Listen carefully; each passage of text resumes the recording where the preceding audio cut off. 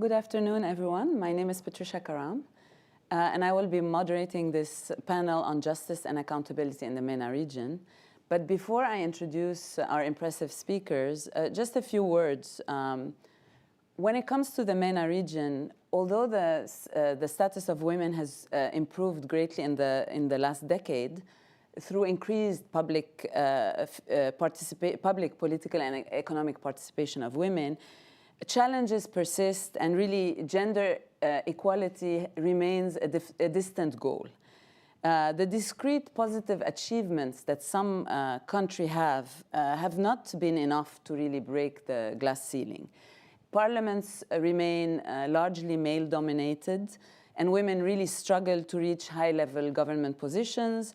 Gender disparities in labor market are stark, and gaps in really the overall female condition between urban and rural areas are important. In this angle is that it's about time that women get to write history from their perspective, using their voices. Also, as a journalist who's covered the MENA region for more than a decade, I've realized that women are very powerful storytellers, and they tell you their stories very differently than men do. And I think it's because they lack a safe space. They've always lacked a safe space to be able to speak and to tell their stories. And once they trust you and they give you access, really their stories are very, very powerful.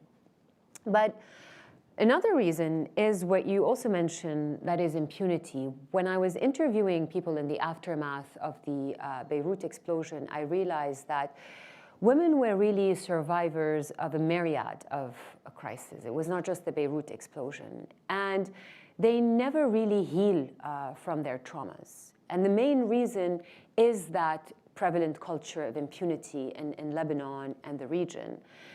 And so it was really staggering how one event, that is the Beirut explosion, triggered memories and traumas from other bouts and cycles of violence in Lebanon, that is the civil war, the wars of Israel, in Lebanon, political assassinations. And on top of that, they were surviving economic violence, because Lebanon was under the burden of one of the worst economic crises since the 19th century, as per the World Bank.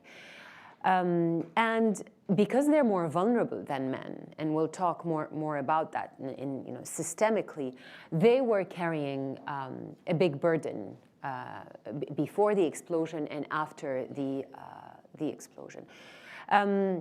So these reasons really pushed me to write the book. And I have a personal reason, that is my own grandmother lost her husband in 1958, shortly before the brief civil war in Lebanon, and it was linked to a political massacre in my hometown. And I lived my life listening to my grandmother talking about what happened to her husband, who was killed, and she never saw justice. The man who killed her husband never really went to prison. So I saw a lot of my grandma in these women that I met, and they're really all victims of impunity.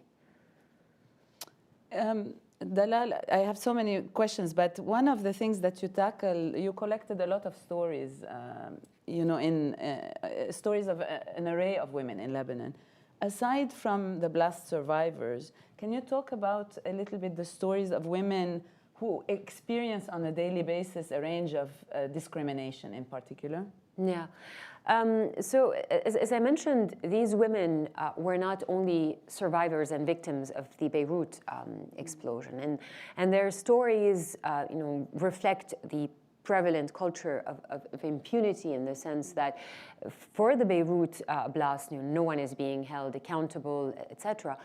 But they were also survivors of systemic discrimination, and they were victims of discrimination in Lebanese law. So for those who don't know personal status laws in Lebanon, that is anything related to divorce, marriage, inheritance, custody, are managed by 15 different religious courts, because we have 18 official sects. And while I was interviewing these women and talking about their loss on August 4th, this discrimination came out. So on top of surviving the Beirut explosion and losing so much, I'll give you an example. There was a woman who's Catholic, she's Maronite, and her husband was killed in the explosion. She was telling me how she was struggling to be in charge of her children, her daughter and her son, to have full custody, because according to the religious court, she needs to have a male custodian on behalf of her deceased spouse to be able to take care of her children, cash in any reparation money from the government if there is any. So she was not independent and she could not really take care of them. Whereas if it was her who was killed, the husband could basically do anything he wants without having a female custodian or someone on her behalf. There was another story about a woman who was unconscious after the Beirut blast. She had a serious concussion and she was bleeding, and so she went into a coma, only to wake up and realize that her son basically kidnapped her newborn son from her. She's Shia, so she follows the Shia, the Jafari court, and the Jafari court in Lebanon is probably the worst when it comes to women's rights. And to this day, Lilian is her name, is still fighting for custody. She is in rehab now in Turkey, but she has not seen her son in 2 years. And there are more and more stories about this really systemic discrimination in Lebanon. There's also migrants in the book, so refugees who were already marginalized before the Beirut explosion and were vulnerable, had fled the conflict and the war in Syria only to get caught in the violence in Lebanon, and are victims also of racism, xenophobia, unfair laws when it comes to refugees, whether Palestinians or Syrians. And there was also a migrant worker in the book who's a victim of the kafala system, a neo-slavery labor system that employs migrant workers from Asia and Africa in homes in Lebanon and the Middle East. So in a nutshell, really, these women are also suffering from systemic discrimination and patriarchal laws. May, let me turn to you and ask you, I mean, it's a good transition. Domestic violence and violations of women's rights are becoming more and more documented in the region. And one result has been a rise in backlash and femicide cases in particular, like we saw in Egypt, where several university students were stabbed to death, or again, if we think about Iran, you know, after the killing of Mahsa Jina Amini in custody by the morality police. So to what extent has the courage and defiance of women in the region within the last few years contributed to any change in discourse about justice and accountability? Thank you, Patricia. I think I want to start first with the bad news, if you will, and then I'll end my question with the good news. The bad news is that there is no doubt that women across the MENA region are facing all sorts of violations and abuses. They're facing them at the hands of state actors. They're facing them at the hands of non-state actors. These violations are occurring in times of war, but they're also occurring in times of peace. And they're occurring in part as a result of practice, whether by certain authorities or entities, but they're also occurring as a result of systems, and systems of oppression, I would say, and laws, institutionalization of problematic practices. And so we have a very dynamic set of issues when it comes to unpacking what's happening to women. The violations that women experience at times are very gendered violations, and then at times they are violations that happen to any individual, but they have gendered components and gendered impacts. For example, in the online space, we see women being targeted with doxing, where their personal information is being shared and putting them at great risk for, say, political expression that they're engaging in. We see women being defamed online, and often, unfortunately, that takes a very gendered nature. Women are called whores and other sorts of horrible words online, and this is because of their gender. It's also because of the work that they're doing or what they represent to the person engaging with the issue, but it is because of their gender. And then on the flip side, in the offline space, you have a whole host of different violations, right? We're talking about domestic violence, femicides, discrimination in the workplace and outside of it, impacts, say, for political prison, women who experience political prison and what that looks like to them. So there's really a whole gamut, unfortunately, of violations that are taking place.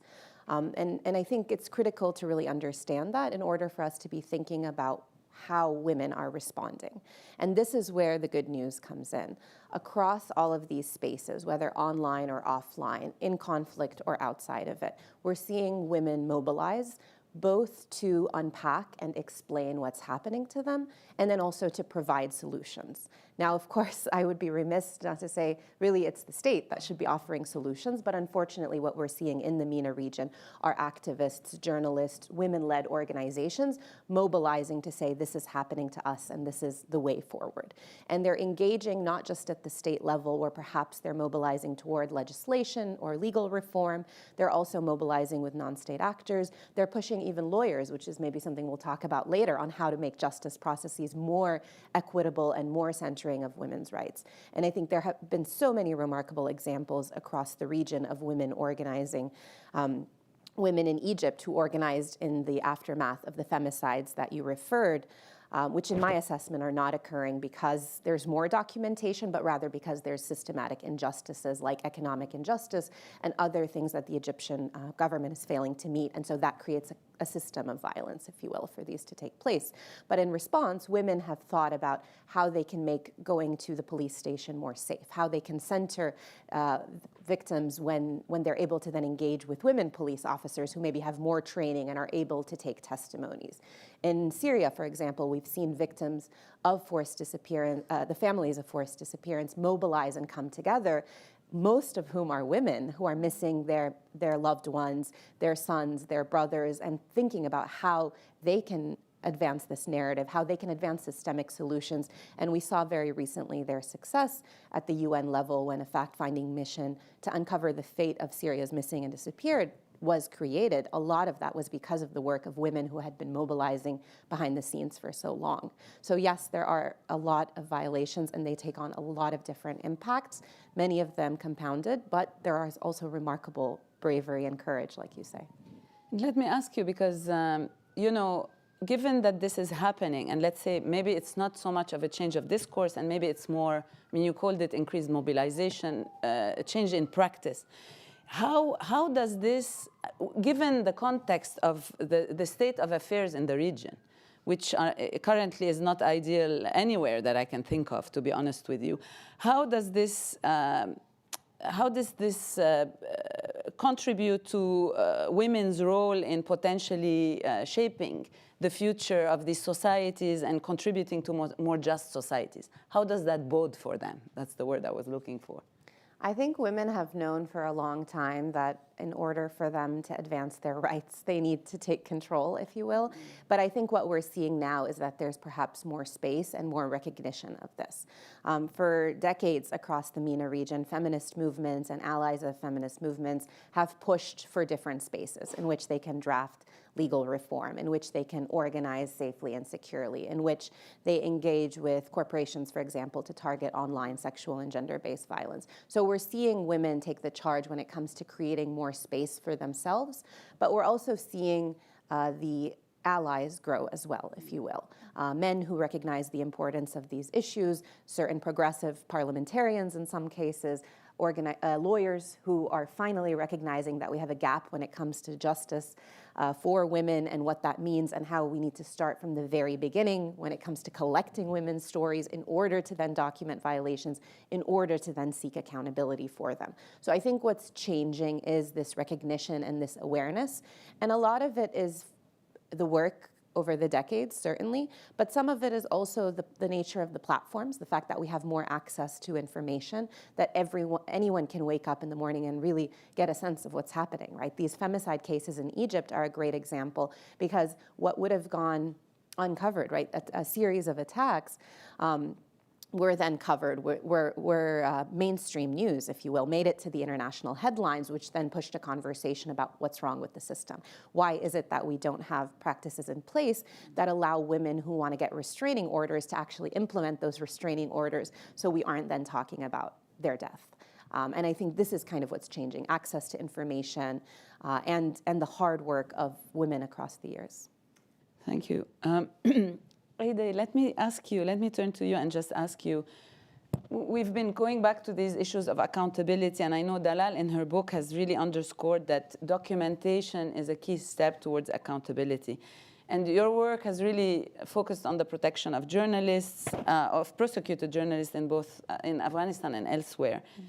What do you see, or what do you feel is the role of journalism and documentation in pursuing accountability in the region?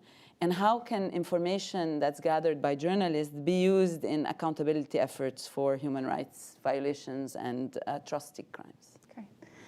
Well, I think from the work that I've done representing journalists who have been attacked and threatened for their work as a journalist and also for their exercise of the right to free expression, it's really highlighted how governments and officials and groups that are committing these crimes, including crimes, gender-based crimes, do feel threatened by the work that is being done by journalists. And it really, on a overall, from an overall perspective, the work of independent, robust journalists, it really does contribute to an open, democratic society. It promotes accountability. It's a counterbalance to those that are in power. And is also very important because it's access to information for the public. It's a gateway to participation for the community and for relevant to our discussion for women who are being impacted by these crimes. And I think journalists are very much in a unique position where they can document the stories of women and provide that unique and very relevant and much needed dialogue on what's happening to women and include their voices as well. So I think from an overall perspective, that's really why journalists' work is so important to accountability. But then, focusing more on how it can contribute to justice. I think that there's two ways that I could think of at this time. One is through documenting. So the work that journalists do in collecting stories and speaking to individuals who are impacted, in collecting documents and preserving that document in real time as things are developing, which is unique to, say, investigators that come in later and collect evidence at a later period. And then often the work of journalists speaking to witnesses and victims of crimes and also witnessing the crimes for themselves. We're seeing in many conflicts that it's not only the work of professional journalists, but also amateur journalists who are picking up a camera, speaking to people, documenting the things that they see, which also makes themselves a witness or even a victim to crimes that are happening. But then so just to continue with that documentation is so important to provide for proper investigations in order to provide that perspective of the impact of crimes on women so that prosecutors can, from the very beginning, from early stages in the proceedings, consider gender-based crimes as part of the investigation, which allows for it to develop into potential prosecutions, is just so important. And I would just say that with the work of journalists, properly documented and preserving that evidence is so key. And so the work that we've seen with investigative journalists who've worked and connected with NGOs and organizations has proven to be so impactful when there's attention to proper documentation and preservation of evidence. But the last point that I wanted to make is that the work of journalists also can be so important to accountability as well, not only to document the crimes, but then also to report on justice mechanisms. So when lawyers or victims take legal steps in order to seek accountability, for journalists to continue to highlight those efforts, to demand answers from governments, from officials, from institutions, courts that are examining those cases and make sure that it's known that those legal efforts are being monitored and that there's an expectation that there's results or at least progress that is made towards accountability and justice. Yeah, and you talk about legal efforts, and you know, there's one other kind of concept that comes to mind, the concept of reparations. And again, it's a big part of accountability and justice. The question is, what are really challenges in the region that the region faces in sort of achieving adequate reparation to victims? And at the same time, I want to ask, is it premature, given that, I mean, we're talking documentation, we're talking reparations, we're talking Beirut port explosion investigation that has stalled oftentimes in these countries. We're at the point where investigations are stalled. Like, how do we get from that to accountability, to reparations, sorry? Sure. Well, I think as a lawyer, when I think about reparations, I usually think about it in the lens of legal proceedings. So the kind of core principles that come with reparations in legal processes is that there's an evaluation at the end of a legal process of who the victims were, who were impacted by the acts of the accused person who's now been convicted, and whether they suffered harm from those acts that the person was convicted of, and that there's that nexus between the crime and the victim's harm. So it can be a bit limiting, and also it really looks to addressing reparations at a much later phase in the proceedings. But I think the question of whether victims are afforded reparations really centers around a few questions in the legal process. Has there been a sufficient investigation to identify the correct perpetrators, to identify the full scope of harm, and also that allows prosecutors to charge appropriately as well? So what we're seeing often with courts, for example, the International Criminal Court, is that there is a recognized lag in charging and even going as early as investigations on gender-based crimes. It's something that in the ICC prosecutor's own policy on gender persecution is fully acknowledged and recognized, that although there's so much evidence and information coming out about crimes against women during conflict, there's a lag in actually seeing those crimes charged at the ICC. And what's contributing to that is a lack of focus, awareness on collecting that evidence from the very beginning, so that it can inform the prosecutor's investigations and then charging, and then lead to potential perpetration, identifying perpetrators who are relevant and accountable for those specific crimes, and give victims the possibility of achieving reparations at the end of the proceedings. And so I guess the last thing I do want to say on this, so I think there needs to be more of a focus on investigations from the very early stages of proceedings in legal proceedings. Investigations do need to have more of a focus and make as a priority these gender-based crimes, and look to sources of evidence like journalists who are collecting valuable information and perspectives from women. But then when we talk about reparations, as I said before, it very much is in the later stages of the proceedings, and places like the ICC have reparations available like compensation or restitution or rehabilitation. But there is this growing trend in international human rights law of recognizing the fact that the right to the truth is a form of reparations in itself. And that would come much more at an early phase in the proceedings. So it doesn't need to only come about at the very end of proceedings. But if courts are recognizing the right to truth as part of reparations for victims, then it would flow from that victims have the chance to participate, to add to the historical record that is being developed by court proceedings, and to have access to the truth of what happened. So I think there does also need to be a recognition of how valuable these testimonies, participation in legal proceedings, giving victims agency in legal proceedings, how very valuable that is in order to make sure that this lag in prosecutions and accountability for gender-based crimes, to make sure that that develops in the right direction.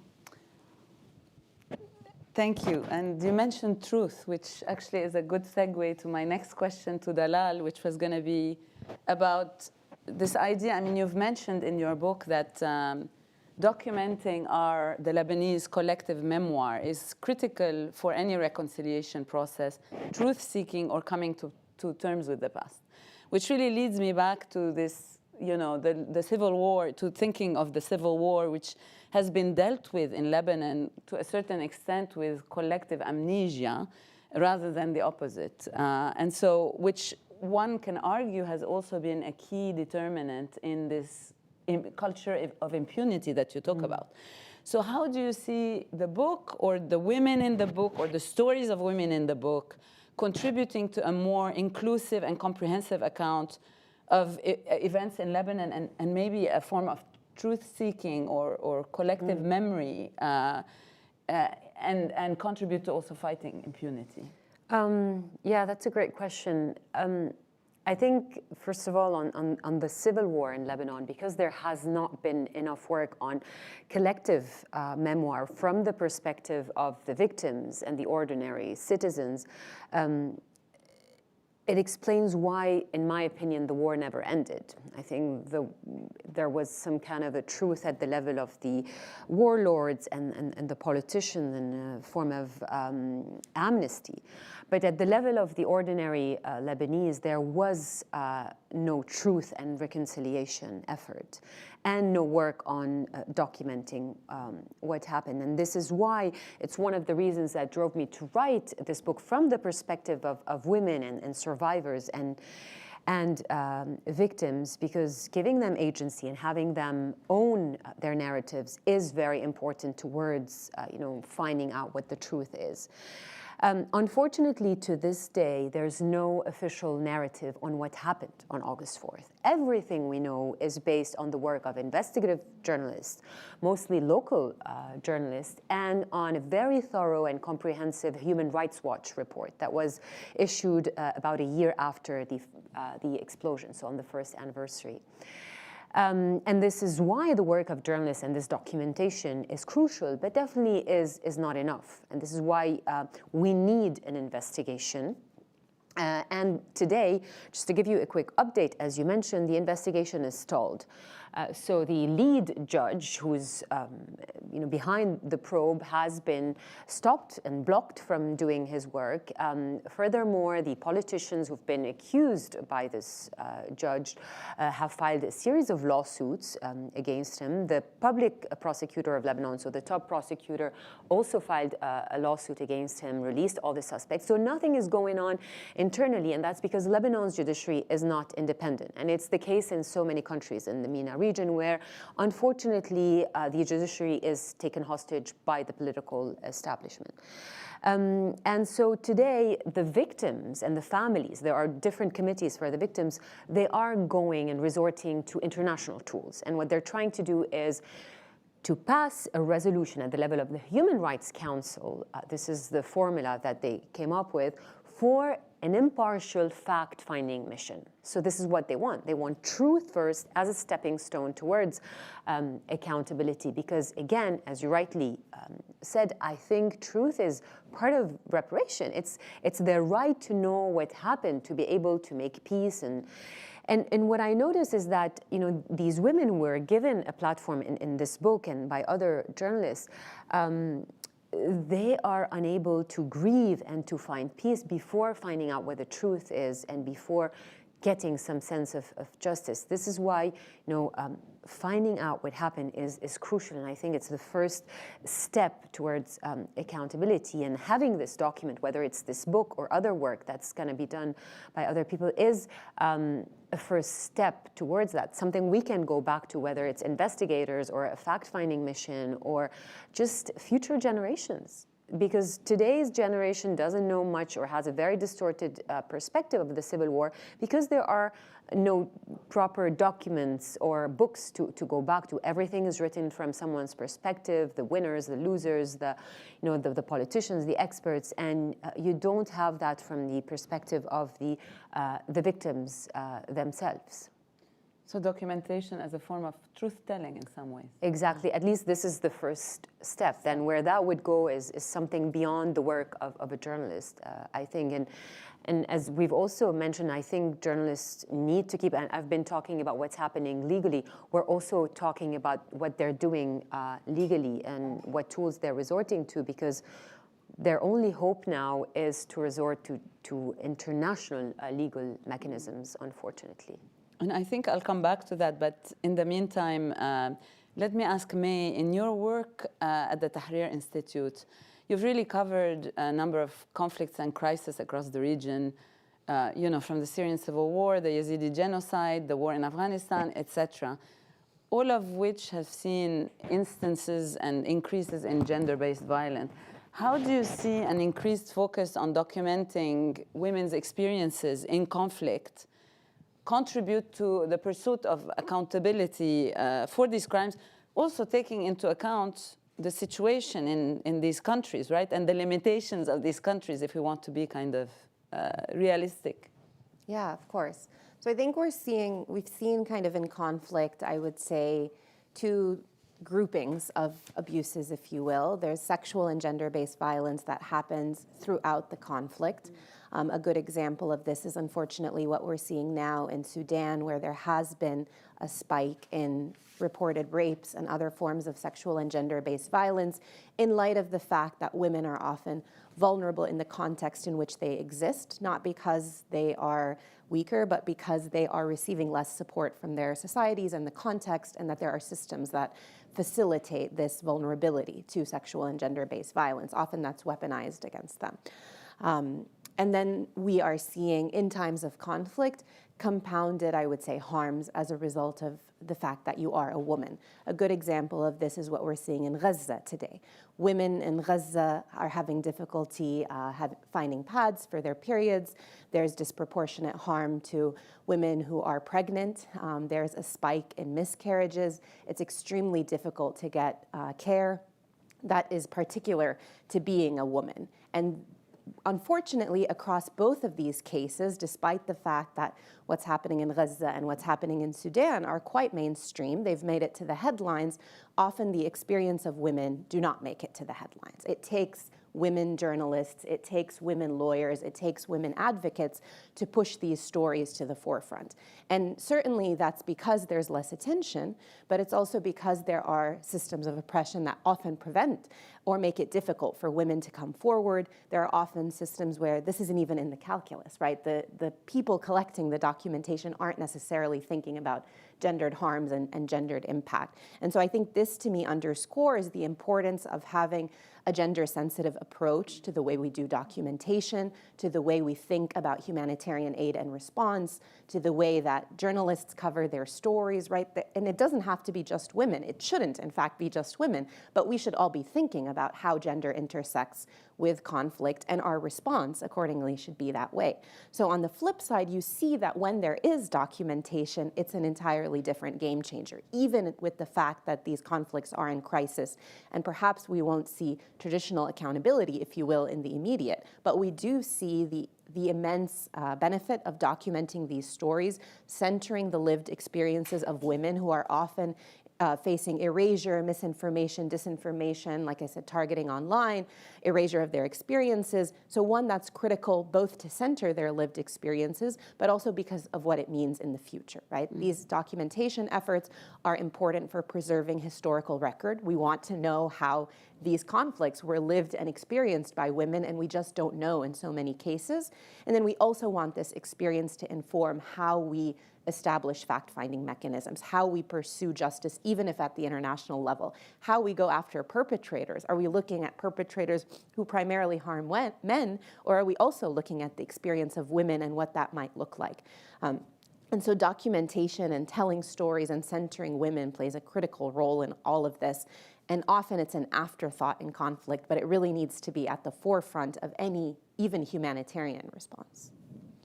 Thanks. Let me ask you a question just on a topic that we just didn't tackle directly, but the UNHCR's 2021 estimates indicate there are a total of 16 million people who are either forcibly displaced or stateless in the Middle East and North Africa.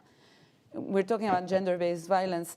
Can you address the issue of how gender-based violence can be exacerbated for stateless, forcibly displaced, and refugee women in the region? And I know, Dalal, you talked a little bit about the vulnerable populations in Lebanon, so I assume there's some overlap there.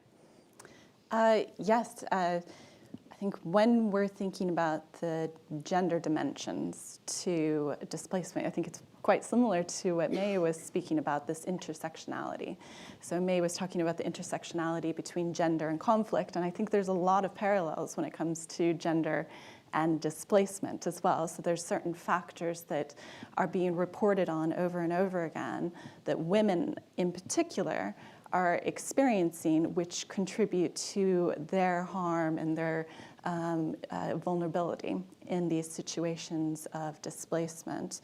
And I think just mirroring what May had said before, I mean, this includes deprivation of education. So women that are displaced are more likely to be deprived of access to education during displacement. Poverty, access to work. In displacement, women are going to have less opportunities to access the workforce. There'll be fewer opportunities for them to have economic advancements or to, and many times this is because they are left with care responsibilities at home when they're displaced, and therefore aren't able to divert their energy to employment. There's a lack of financial services, social protection programs, childcare services when women are in displacement, and just contributes to their vulnerability. And all of this, I think, exacerbates and contributes to this vulnerability that leads to gender-based violence during displacement as well, many times from family or from acquaintances or even outside of those groups as well. Now, as far as addressing this situation under the law and seeing what kind of accountability and change there can be had through the law, of course, we can look to those international remedies, oftentimes looking to international human rights as a remedy. And there's certain covenants and human rights documents that address the discrimination that women face in these situations of conflict and displacement, whether it's through the Convention on the Eliminations of All Form of Discrimination for Women or the ICCPR, looking at rights like self-determination and equality. But I think where it's good to see that states are joining these human rights treaties, accepting obligations to protect these rights and guarantee them to their populations. But are there actually practical tools for individuals to enforce these rights under international law? And one of the challenges, I think, that we're seeing in the MENA region is that a lot of states, while they might join these human rights treaties, they don't accept the declaration that allow individuals to bring complaints, to raise their specific harm, and to put governments on the spot and having to answer to this. So I do think that this is somewhere where I think international pressure, more recognition to the rights that are under these human rights documents, and to creating this pressure for governments to not only accept mechanisms for individuals to raise individual complaints, but also to use these human rights documents and obligations as a tool to view their own programs and policies domestically. So kind of going back to these factors that impact women and make them vulnerable in displacement and conflict, like educational programs or lack of financial services or childcare, for governments to use these human rights documents in order to evaluate the services that are available for women and to really bring them more in line with those human rights obligations that governments had accepted and agreed to guarantee. Thank you. Actually, before I turn it over to the audience, there are a few questions. I'm just have one, I sort of want to drill down on one issue, given that you've all pointed out the hurdles, right? And you've all sort of suggested tools or looked at how opportunities can be used or approaches to kind of, improve the situation of women or the promotion of women's rights. And again, I keep struggling with, the knowledge that this is a context where, violence is prevalent, repression is prevalent, and the majority of the states in the region are highly dysfunctional, if not fully dysfunctional, and where the legal system is imperfect or the laws, the judicial, the laws are where, very few have any progressive approaches to women's rights or have managed to protect or support women's rights. And so, again, anyone can choose to answer, but what can realistically be done within these contexts, given what's happening at the level of women's activism, but recognizing that the hurdles are tremendous? And what is it that can be done to help support these efforts? And two, what will it take to make some of these changes happen? What will it take to get from documentation to legal proceedings to reparations, So I don't know, whoever wants to tackle it. I think from the perspective of a journalist, I think more documentation needs to happen. And the work that started a few years ago in the case of the Beirut blast, at least, needs to continue. It has not been, it's not full yet. There are still so many questions that remain unanswered, like what started the fire, who really owned the ammonium nitrate that blew up, the ties, if any, with the Assad regime, et cetera, et cetera. Like, there are more questions than answers to this day. We have some theories and some evidence, but not enough. To be honest. And I think other than documentation, at least, and also in the case of the Beirut explosion, there are victims committees today who are fighting for justice and that need support. They need legal support. They need the support of the media. They're not getting unfortunately, they're also divided, so helping them come together. They need advice on what's the best tool if we want to go at the international level, how to lobby. This is what I'm seeing, talking to these families and these committees. They really need some legal counseling and support, especially at the international level. And then the international community, as I mentioned before, for example, the US did not sign the joint declaration at the Human Rights Council that called for a fact-finding mission, an impartial and independent fact-finding mission, and it came as a surprise for many. This is just a joint declaration. We're not at the level of the resolution, and lobbying other countries and allies to get on board, because this is what the victims committees want today, and this is what they're hoping for, at least. Anyone? Yeah, I think I would add from that change on these issues is going to come about as a result of multiple different strategies and tactics. There's good work being done inside the region, even despite legal challenges, judicial issues, corruption, lack of accountability, et cetera. Some of this is in the form of organizing civil society organizations and informal groups as well. And I echo Dalal's point that those groups need our support. Whether legal, technical, financial in some cases as well, opportunities for them to exchange with groups outside of the country, to learn from each other, to build bridges of solidarity, if you will. So there's investment there. There are legal battles that can be fought, even in the midst of this horrific situation. Some countries more than others, but there is meaningful investment in parliamentarians that are progressive, that are thinking about legal reform. There are meaningful battles that can be fought at some, hopefully not fought at some kind of constitutional courts or various courts where there is challenges. There is strategic litigation still being done, even in contexts like Egypt, which we think of as impossible when it comes to legal and judicial independence. And so there's work inside the country, and then there's work externally. You mentioned a lot about some of the international mechanisms, and maybe I'll let you talk about that, but I think there's quite a bit. Now we have this reawakened phenomena of universal jurisdiction, where serious human rights abuses can be heard in court, in foreign court, even when the violations did not take place in that country. That's something we've seen in the Syria case and has really grown in the years since. And so we have mechanisms outside that perhaps can be used as pressure tactics to move things inside and create a little bit of international solidarity and support for what's happening. And so I think there are a lot of different mechanisms, and it's not, this is a marathon, not a sprint. And I think all these feminist groups know that, and they've been working as part of a much larger strategy, if you will. I would have to echo what's already been said.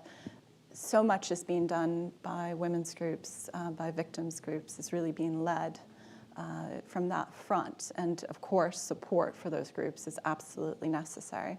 But I think that also having more recognition of where support is needed from governments, from institutions that are, from courts, where there are gaps and where there is work that needs to be done to take that burden off of victims themselves and make sure that these concepts of equality, of fighting against discrimination, that those principles are incorporated into these institutions and policies.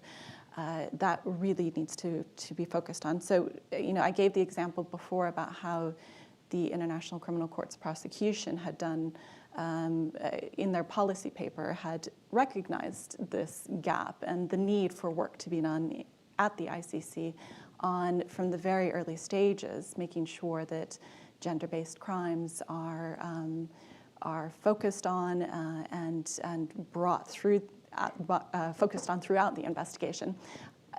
It can't just be the ICC, domestic jurisdictions as well. And this goes to what May was saying about universal jurisdiction. There is this principle of universal jurisdiction in a lot of domestic legal systems, which allows for victims to raise international crimes in domestic courts. But unless those domestic jurisdictions are also incorporating these concepts of equality and addressing discrimination against women and making sure that the processes are accessible and efficient and effectively looking at all those issues, then it will be in the same spot as far as the ability for justice to move forward in domestic jurisdictions as well. So I'd just say also focusing on those gaps and making sure that those are addressed as well. Patricia, if I may, just one quick thing. I think we haven't talked yet about culture inside the region, which is a big issue. We haven't talked about patriarchal thinking, education. I just want to quickly underscore that if we're not thinking about media, narrative, education, we're missing the environment in which any of this can flourish in the first place. I will just add very quickly also, and I think I touched upon this, but supporting independent media in the region. The bulk of the work on truth, investigations, accountability is coming from independent media and not media affiliated to the political establishment. Let me try to sneak some audience questions, and I will lump them. Ade, you have a couple that I will ask in just for purposes of time. So one question was, how can protections for journalists under international law be strengthened? And then when countries are not party to human rights treaties that seek to protect women in conflict zones, are there any other strong mechanisms of accountability that women can turn towards? Sorry, could you repeat the second question again? When countries are not parties to human rights treaties that seek to protect women in conflict zones, Are there any strong mechanisms of accountability for women to turn towards? Absolutely. So the first question is protection of journalists. And I think that there needs to be a focus on making sure that all attacks, threats, intimidation of journalists is addressed and there is justice for this in order to create deterrence, in order to create a safe space for journalists to do their work and for there to be, a thorough and open ability to exercise the right to free expression. And so providing ways for journalists to either achieve justice, to have genuine investigations into these instances, either domestically or in the international system, is really key. And I would like to focus, I think, on investigations, because so often there are journalists who are facing these attacks and this kind of oppression that are not able to, it's fully accepted and recognized that the domestic system is just not going to provide a remedy or a mechanism for achieving justice. And so the international mechanisms are looked to as an alternative and as a backup, as these systems were developed to do, but without investigative mechanisms that assist journalists in investigating what's happened to them, who's the perpetrators, what kind of evidence is there. It's sometimes difficult to access those international justice mechanisms, whether we're looking at the UN or international courts. So often, those remedies are overwhelmed with different human rights violations that they're having to evaluate, and there isn't space or funding or resources to investigate every single instance. And so where can the international community come in to provide assistance with this gap of investigations for attacks on journalists in order to support justice, whether that be domestically or internationally? That's, I think, what I'd like to highlight on that. And as far as the question on treaties, when there aren't potentially mechanisms or treaties domestically to address crimes, I think that's where we do look at the international system or to universal jurisdiction again. Either looking to what international institutions might be available and have jurisdiction to consider the international human rights abuses or international crimes. It'd be different institutions or mechanisms that would be approached depending on what area of law you want to address it under. But when there might not even be the ability to do that, so maybe the ICC doesn't have jurisdiction, or there isn't an individual complaints mechanism at the UN for these different treaties, then maybe looking to domestic jurisdictions that accept that some crimes are so severe, so important, that they are willing to look at them domestically no matter where they happen in the world. And then also going back to investigations and inquiries on the international level as well, and for the international community to really focus on how those commissions of inquiry can provide to document the crimes and to provide a sense that there is attention to what's happened to victims, and to preserve that evidence for potentially a later time when there might be jurisdiction and access to justice mechanisms, either internationally or domestically. Thank you. I'm very conscious of the fact that we have 2 minutes left, so I'm going to ask you to provide closing remarks. But before, there's a question to Dalal that maybe you can answer and then fold into your closing remarks, which had to do with the fact that your book is really focused on telling women's stories.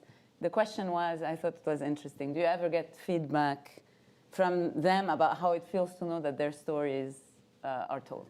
Oh, the women. Yeah. Yeah, I mean, I managed to send a book to almost every woman featured in it, except 2, because I lost contact with them. And Unfortunately, not all of them have the capacity to read the book in English. It's not in Arabic. But those who did read it, yeah, the feedback has been quite positive. It was quite a responsibility, and I was very nervous about it because I also use oral history. It's one of the methods used in the book in addition to, and it's not pure oral history, but I have chunks of narration from the women, and a lot of it is translated because it's in Arabic. Also, a lot of these women really opened up, so I was very conscious and worried that I would not do justice to their stories. But the feedback has been very positive, and I think they were looking, as I said earlier, for this safe space to be able to tell and document their stories, many of them very consciously because they are still fighting for justice for their loved ones. 30 seconds. Sure. My kind of message is center women's voices. I think we need to do that in our accountability strategies, in our human rights, in our humanitarian strategies, but also economic strategies. Women's rights are not just the ones affecting women that we think of, but also economic rights, social rights, cultural rights. So this kind of intersectional approach and understanding to protecting and centering women is so critical. And perhaps it's time to move from a gender-sensitive approach to a gender-centric one, because I think that will deliver policy that's not only more ethical, but also ultimately more effective, because it responds to a critical portion of the population. I don't know if I have too much more to add. I just echo everything that's been said already. I think fantastic points that are made, and hope that there is more and more support for all these groups that are doing incredible work, whether it's victims groups or women's groups or journalists that are highlighting the perspective of women. So this has been a really insightful and informative panel, and I want to thank you on behalf of the Atlantic Council for being here, and thank the Atlantic Council for having us, and thank the audience for being here, and for everybody who tuned in today. Thank you. Thank you.